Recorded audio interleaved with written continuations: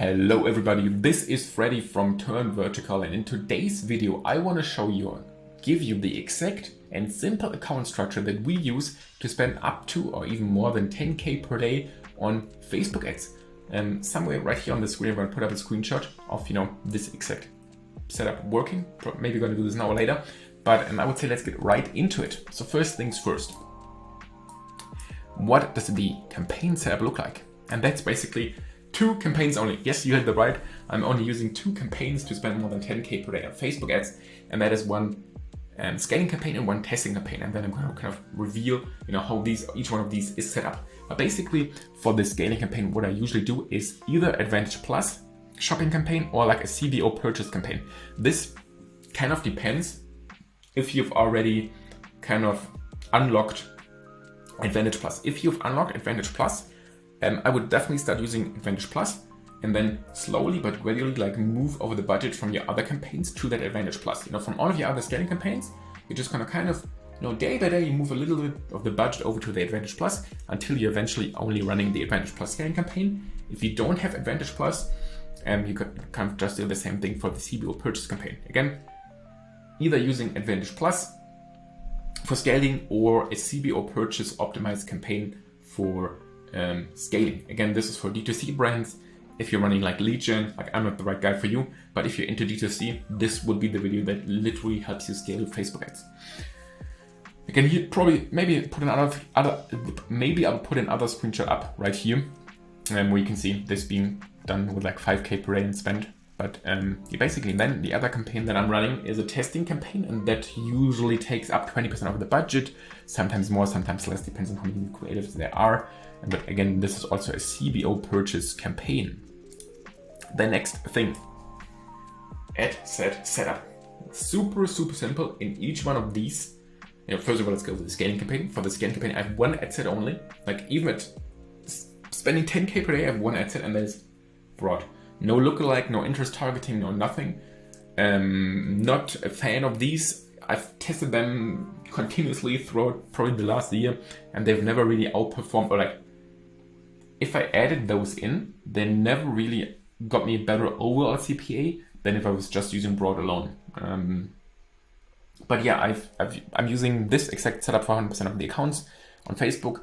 I'm using broad 100% of the time, except for retargeting, but that's a different, kind of conversation to have. If you want to know about what you need to know about retargeting in 2023, I have a separate video about that, which I'm going to link right here. But basically, for the scaling campaign, I'm using broad. Just broad, no targeting, open gender, open age, automated placements, even if I'm just using stories, open placements, open literally everything. And then if we go into CBO, into the testing campaign, basically I can kind of divide this. But basically I'm using broad as a targeting as well. And then I'm using dynamic creative, and I'm using basically one ad set per test that I'm running. So I structure my tests based on angles and creative types. If you want to know more about creative testing, I have a separate video about that as well, linked right here. But basically I'm separating my tests by creative type and angle. And usually I have 1 to 2 tests running at any given time, maybe 3, but usually not more than 3, because then it eats up more of 20% of the budget, and I usually don't want that. But yeah, I'm using broad again, and then I turn on the dynamic creative thing. So this makes sure that dynamic creative is turned on for, if you want to follow this exact account structure. Then for the ads, let's go over the Advantage Plus campaign first. And that is super simple. If you're using CBO, I'll go over that in a second. But basically, if you're using Advantage Plus, I recommend between 5 to 7 ads.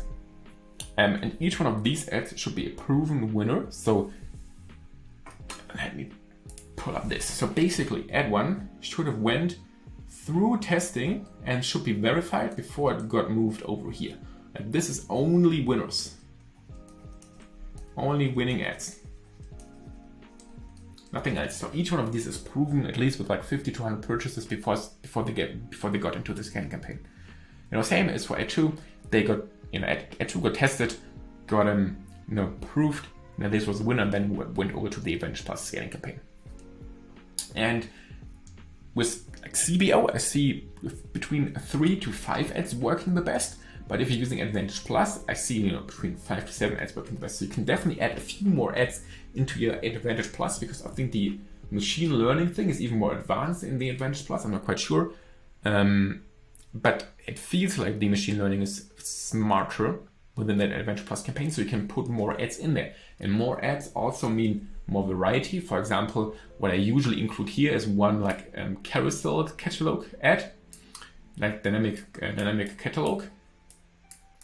Usually at least one, and typically I don't use them on a CBO environment because they just don't get much spent.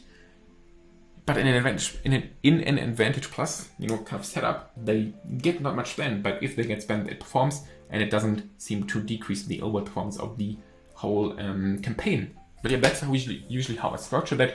I test, then I move winners in here, and if you're using Advantage Plus, I'm having 5 to 7 winners in there, and if I'm having a CBO campaign, I'm using usually 3 to 5 ads in there. More like 4 or 5 probably.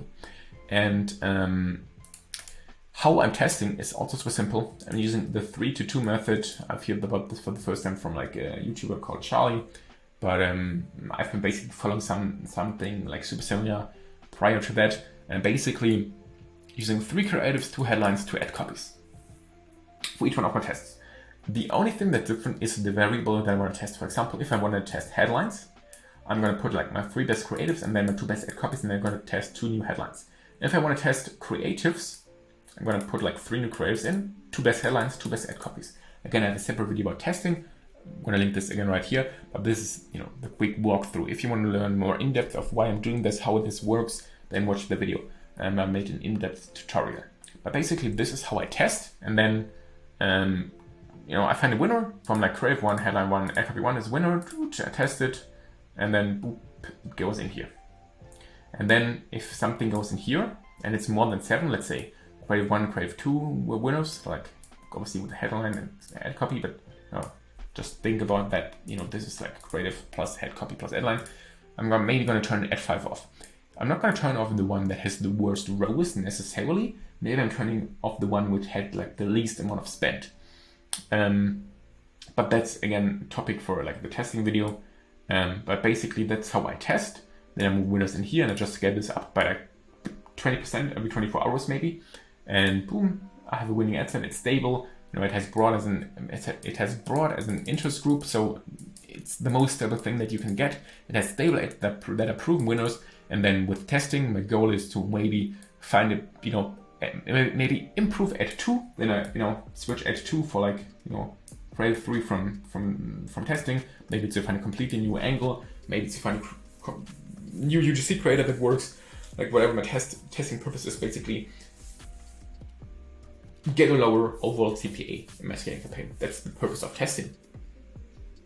And yeah, that's how I literally scale to $10,000 plus per day. I hope you enjoyed this video. It was quick. I hope it was on point. I hope I explained everything well. I have so many more tutorials of why this works and what this is the setup that you need to be running in 2023 if you want to succeed with Facebook ads. And hope you enjoyed the video. Talk to you soon. Bye.